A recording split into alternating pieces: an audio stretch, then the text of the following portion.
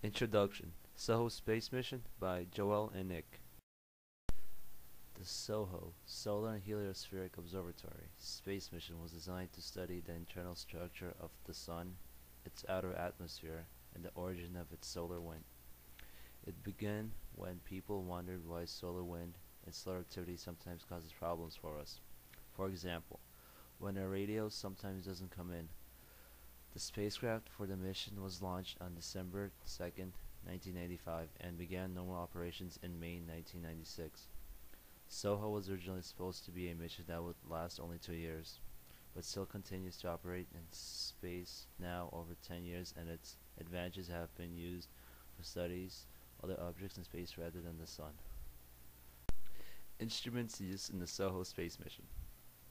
Coronal diagnostic spectrometer measures density, temperature, and flows in the corona. Charge element and isotope analysis system studies the ion composition of solar wind. Michelson Doppler imager measures velocity and the magnetic fields in the photosphere to learn about the convection zone, which forms the outer layer of the interior of the Sun, and the magnetic fields which control the structure of the corona. Some accomplishments: discovered complex currents of gas flowing beneath the visible solar surface and rapid changes in the pattern of magnetic fields. Was able to see explosions, shock waves, and tornadoes in the Sun's atmosphere. Helped us learn about solar physics. The Soho spacecraft. Soho is made out of two modules, the service module and the payload module. The service module makes the lower portion of the spacecraft. It provides power, thermal control, pointing, and telecommunications for the whole spacecraft, and supports for the solar panels. Launching. 3, 2, 1. Blast off! Soho mission interruption. On June 24th, 1998, there was a near loss of Soho. Soho lost lock on the Sun and entered an emergency altitude control mode called Emergency Sun Reacquisition. All contact with Soho was lost. It was spinning, losing electrical power, and no longer pointing at the Sun. Days passed without contact on Soho, and then on July 23rd, the Arecibo Observatory and the DSN antennas used to locate Soho with radar to find its location and altitude. Cost of mission. The total cost of the mission is about $1.2 billion. This includes the cost of the spacecraft, instruments, costs associated with a delayed launch, and operations. Cha-ching! Spacecraft. The mass of the spacecraft at launch is 1,850 kilograms. The length along the Sun pointing the axis equals 4.3 meters. Span of the extended solar panels equals 9.5 meters. Agencies/companies involved. Soho is a part of the first cornerstone projects in the ESA's science program, Cluster.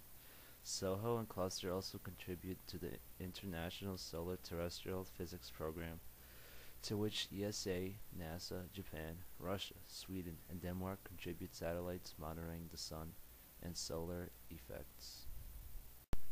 New Soho satellites. NASA added new solar satellites to Soho. It launched the stereo pair of spacecraft and the Solar Dynamics Orbiter in 2008. ESA also launched new satellites. It launched Proba 2, a technology demonstration satellite that carries solar instruments. Research about Soho published in papers. More than 2,300 have been used in research about Soho and forwarded for publication, publishing over 2,400 scientific papers in peer-reviewed journals. During the last 2 years, at least one Soho paper has been accepted for publication every day. Orbit. Soho is operated from a permanent vantage point 1.5 million kilometers sunward of the Sun in a halo orbit around the first point. Some highlights of the mission. Tornadoes found on the Sun's surface, and trip to the far side of the Sun where Soho could see the solar activity days before it reached Earth. Eruption on the Sun. On April 7, 1997, Soho took pictures of a large eruption that occurred on the Sun. Matter that was spewed out of the Sun during this eruption traveled through space in an interplanetary magnetic cloud.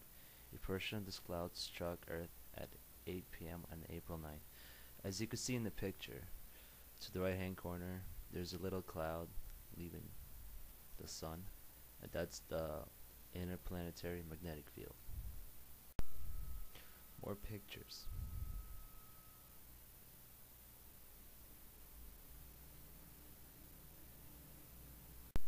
The end. Hopefully you guys learned a few new things. Thank you.